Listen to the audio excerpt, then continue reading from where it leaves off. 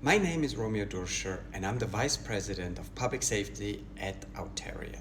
It has been an honor to review the entries of drones, missions, achievements and people.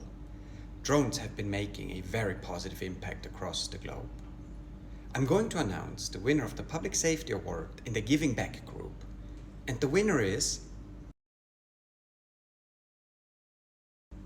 Dosan Mobility Innovation for their submission of marine search and rescue with a hydrogen drone.